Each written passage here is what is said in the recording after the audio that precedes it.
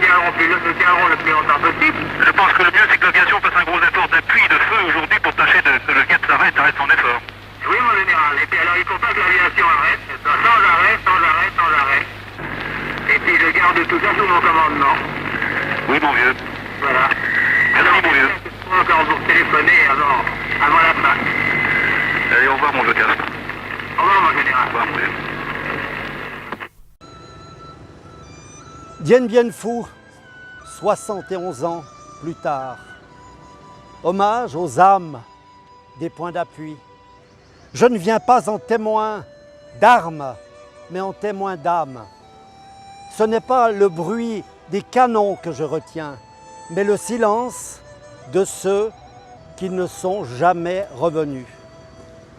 Il est 17h45 ce 7 mai 2025 lorsque j'arrive à Dien Bien Phu. Aujourd'hui, le 8 mai, mes pas me mènent là où tant d'autres sont tombés.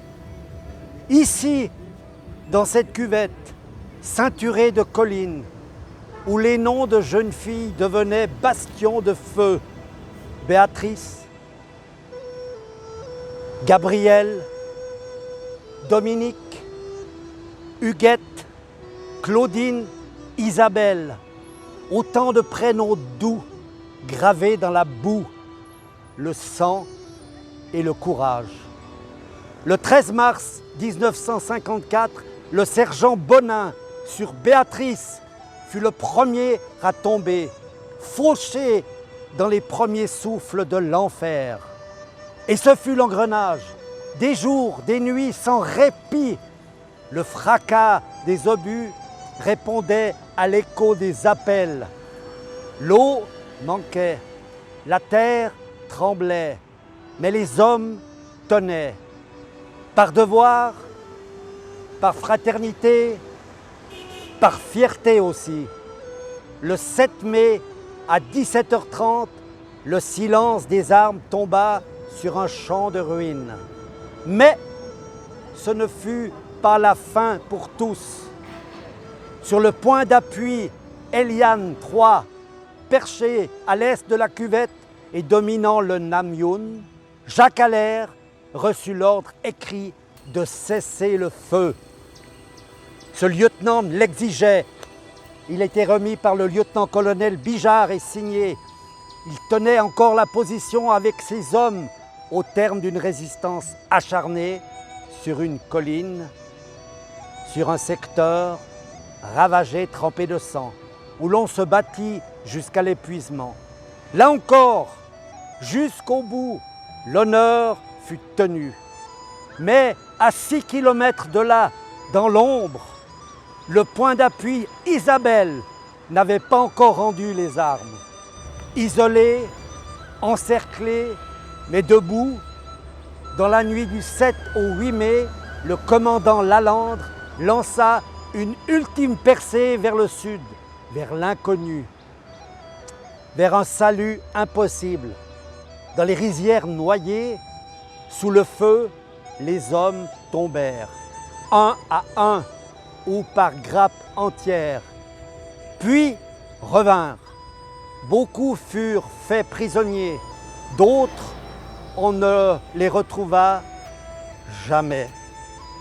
C'est là, dans le silence, après la reddition, vers 9h, le 8 mai 1954, que s'éteignit la toute dernière résistance de Dien Bien Phu. Une poignée d'hommes perdus, mais restés fidèles au devoir jusqu'au bout. Dien Bien Phu, nom que l'on murmure avec gravité, nom que l'on oublie parfois dans le confort des vivants. Mais ici, cette terre labourée par le destin, je m'incline devant ces hommes qui ont donné leur jeunesse, leur souffle, leurs larmes pour une cause qu'ils croyaient juste. Ce combat fut audacieux, ce combat fut désespéré, ce combat fut inutile peut-être, mais eux, jamais. Aujourd'hui, ici à Dien Bien Phu, ce 8 mai en 2025, 71 ans, 71 ans après, je rends hommage à ces noms que le vent ne doit pas effacer, à ces regards perdus dans la jungle, à ces lettres jamais envoyées, à ces croix parfois sans nom. Que la mémoire ne cède pas, qu'elle demeure comme un feu sacré pour rappeler que le courage, même dans la défaite, honore ceux qui l'ont porté jusqu'au dernier souffle.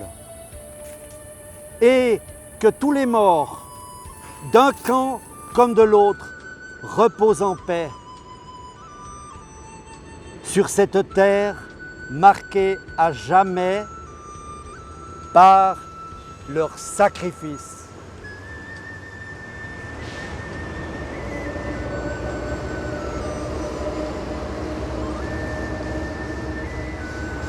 Oui, mon général, oui, bien sûr. C'est ça, oui. Et j'ai besoin de votre accord pour le faire. D'accord, mon vieux. Vous me donnez cet accord. Je vous donne cet accord. Alors ben, moi je tâcherai de tenir ici le plus longtemps possible, avec ce qui restera, mon général. Oui, d'accord, mon vieux. On ne savait pas où, c'est ça le pire. On ne savait pas à quoi on était destiné au moment où la bataille était terminée, quoi. Ainsi, c'est fini.